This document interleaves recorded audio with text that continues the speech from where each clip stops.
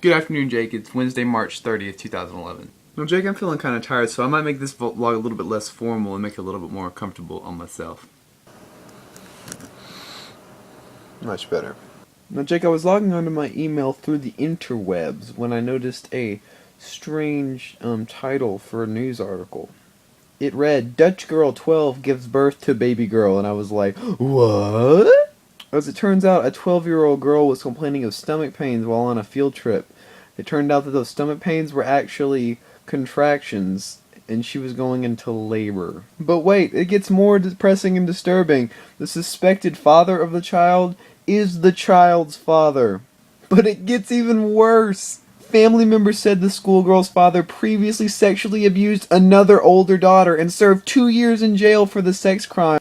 But the even worse part is that the girl was living with her brother and father after he won custody in a divorce.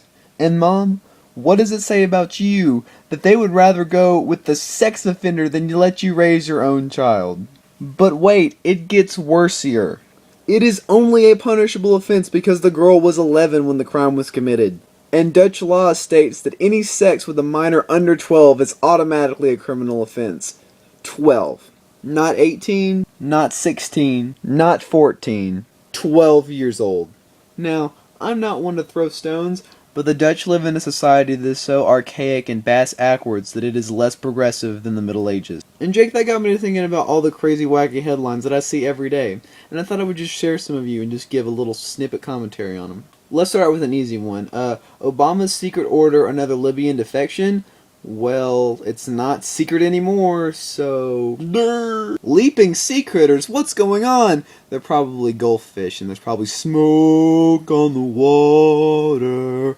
Boom, boom, boom, boom, boom, boom. Ex-trucker says, atomic bomb's easy to make. Well, really all you need is the appropriate isotope like uranium-235 or uranium-233. Or your standard plutonium-239. And then pretty much you just gotta split the nucleus of that atom into 2 fragments using nuclear fission. That's pretty much all you gotta do. It's pretty simple. I mean, me and my friends used to go out on the range and instead of, when we're running out of bullets, we just, create small nuclear atomic weapons and blow up cows and stuff with them. Yeah. First Arabic woman reaches North Pole. I guess she went all of the way. Opinion. My bookstore is on death row. Probably didn't have enough copies of The Green Mile. It's your loss. Clooney called to testify at sex trial. He was probably just like, just so you're all familiar with what sex is, I'd like to present Exhibit A, award-winning actor George Clooney. Should you destroy your journals? I don't know, if you want all the time you took meticulously articulating your thoughts to go up in smoke, then yes, delete all of your journals. Notice I said delete. That's right, I keep a cyber journal. Whenever I have trouble, the little paperclip pops up and says, I see you're having trouble pouring your heart out. Would you like help? Lohan won't face charges in rehab fight. They tried to make me go to rehab. I said no.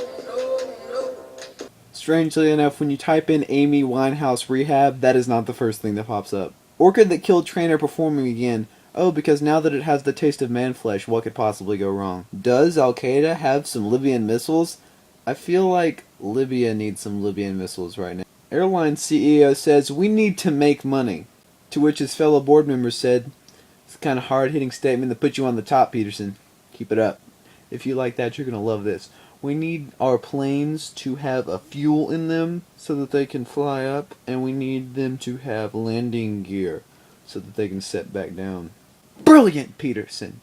Give that man a bonus. What does your TV viewing schedule say about you? I don't know that I'm an incredibly sensitive, imaginative, and inventive romantic who loves sci-fi, romance, and comedy all in one.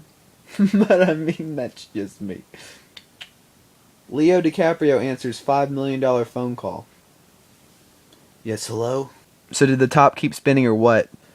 I don't know, Mr. Nolan. You made the movie.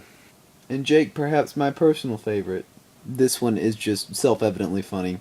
MLK assassin, I can explain everything!